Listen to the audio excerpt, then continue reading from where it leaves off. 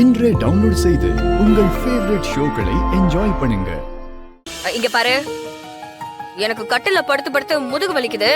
என்னால இன்னைக்கு கட்டில எல்லாம் படுக்க முடியுது. நான் கீழே படுத்துக்கிறேன், சரியா? ஏய், என்ன வம்பு பண்ணிட்டு இருக்கியா? நான் அந்த வீட்ல கீழே தானே படுப்பேன். எனக்கு கட்டில் வேண்டாம், நான் கீழே தான் படுப்பேன். நீ கட்டில படுத்துக்கோ. எனக்கு அதுல படுத்தா தூக்கமே வர மாட்டேங்குதுடி. ஏய், நான் சொன்னா கேட்க மாட்டேடா. ஏன் இப்படி பண்ற? ஏன் இப்படி அடம் பிடிச்சிட்டு இருக்க? யார் நானு? நீ தான் அடம் பிடிச்சிட்டு இருக்க. என்னடா இந்த சின்ன விஷயத்துக்கு போய் இப்படி சண்டை போடுதுங்க? சும்மா நானும் பாத்துட்டே இருக்கேன். இங்க பாரு, என்கிட்ட சண்டை போடாத, கோவப்படாத, நிதானமா பாரு, சொன்னா கேளு. பாரு, தயவு செஞ்சு எனக்காக விட்டு கொடு.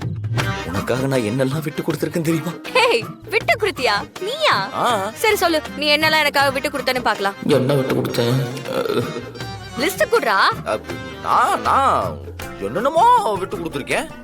அதெல்லாம் ஒரு தடவையும் நோட்டை வச்சு எழுதிக்கிட்டே தான் இருப்பாங்க. நான் தரையில படுத்துக்கிறேன். அது கூட இந்த வீட்டுல எனக்கு உரிமை இல்லையா? ஏய், அதெல்லாம் இல்ல. நான் தான் கீழே படுப்பேன், நீ கட்டில படு. ஏன் குருஜி சிரிக்கிறீங்க? ரெண்டும் சரியான லூசுங்களா இருக்கும் போல இருக்கு. புருஷன் பொண்டாட்டினா கட்டில படுக்கிறதுக்கு தான் சண்டை போடுவாங்க, இவங்க தரையில படுக்கிறதுக்கு சண்டை போடுறாங்க. டேய், அந்த பொண்ணுக்கு முதுகோலியும் இல்ல, அவனுக்கு தூக்கம் வராமலும் இல்ல. ஒருத்தர் வசதியா படுத்து தூங்கணும்னு இன்னொருத்தர் தரையில படுக்கணும்ன்றாங்க. புருஷன் பொண்டாட்டினா இப்படிதான்டா இருக்கணும். அண்ணே, எனக்கு ஒண்ணுமே புரியல. உனக்கு கல்யாணம் ஆனா புரியும். அந்த விஜய் என்னமோ இவங்க சந்தோஷமா வாழ வெளியில நடிக்கிறாங்கன்னு சொன்னா, ஆனா இவங்க இவ்வளவு அநியாயமா இருக்காங்களே. அநியாயமாவா? அந்யுன்யமா அந்யுன்யமா. இங்க பார், ஏய், உனக்கும் வேணாம் எனக்கும் வேணாம். நான் தரையில படுத்துக்கிறேன்.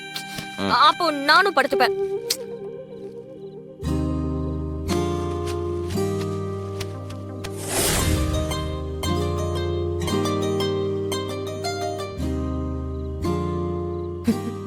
லூசு லூசு, கொஞ்சம் கூட நான் சொல்றதுக்கான அர்த்தமே புரிய மாட்டேங்குது.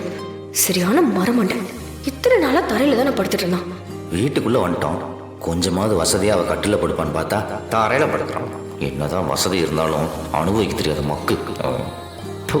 கேட்டா நான் MBA படிக்கிறேன்ப்பா.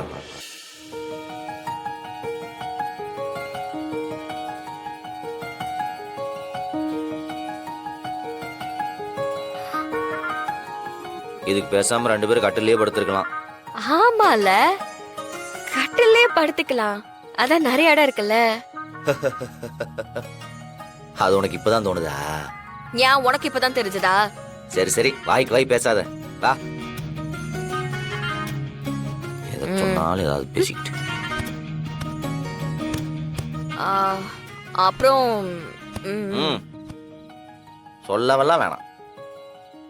என் மூளையில் அது தனியே ரெஜிஸ்டர் ஆயிடுச்சு. என்ன பேசினாலும் இதுல மட்டும் கரெக்டா இருப்பான்.